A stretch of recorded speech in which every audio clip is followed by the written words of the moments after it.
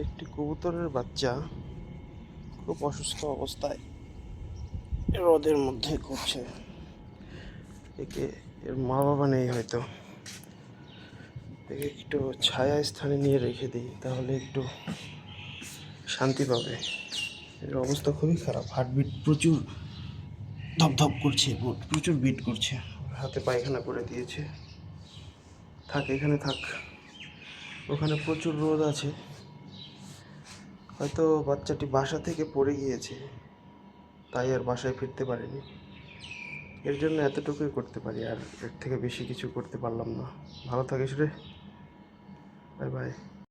পাখিটিকে পানি পান করানোর জন্য কিছুই পাচ্ছিলাম না, তাই ভালো পলিথিনে করে ওকে একটু পানি খাওয়াই।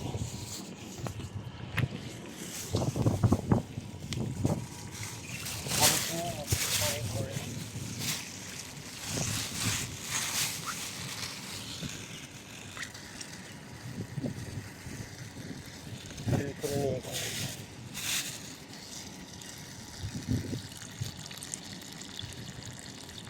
যথেষ্ট হয়েছে, এইটুকু পানিতে ওর হয়ে যাবে। চলুন ওর কাছে যাওয়া যাক। খুবই খারাপ অবস্থায় আছে, ও এখানে বসে আছে। একটু খাওয়ানোর চেষ্টা করি।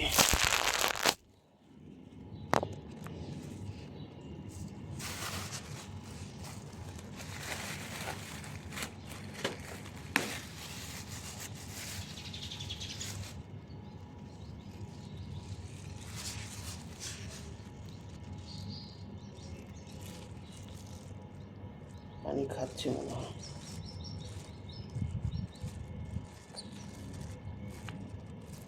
দেখুন, ও পানি খাচ্ছে, খুব সুন্দর করে পানি খাচ্ছে।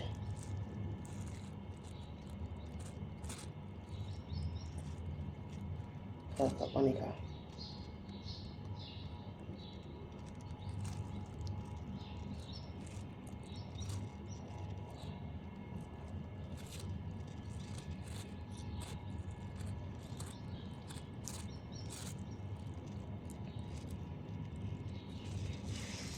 কিন্তু খানিকটা পানি খেয়েছি, মাথায় একটু পানি দিয়ে দিই।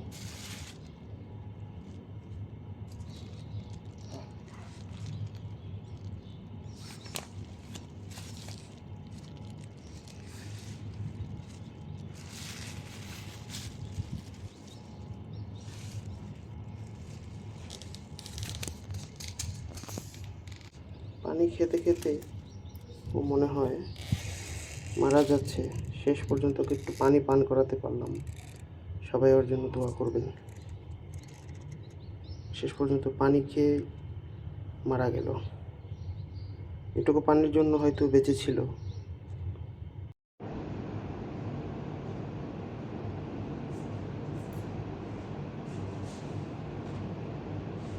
আসসালামু আলাইকুম বন্ধুরা, আমি এই কবুতর ছানাটিকে জাস্ট বাঁচানোর জন্য চেষ্টা করছিলাম, কিন্তু ওকে পানি পান করাতে করাতে ও লাস্টে এভাবে মরে যাবে এটা আমি কখনো ভাবিনি। তো আমার এক্সপেকটেশন ছিল যে ওকে বাঁচানো, কিন্তু পানিটা পান করার পরেই ও মারা গেল। হয়তো আল্লাহ তাআলার ইচ্ছা ছিল যে পানি মৃত্যুর আগে ও পানি পান করবে, কিন্তু এতে আমার হয়তো কোনো ভুল ছিল না। যদি ভুল হয় সবাই ক্ষমা করবেন। আসসালামু আলাইকুম।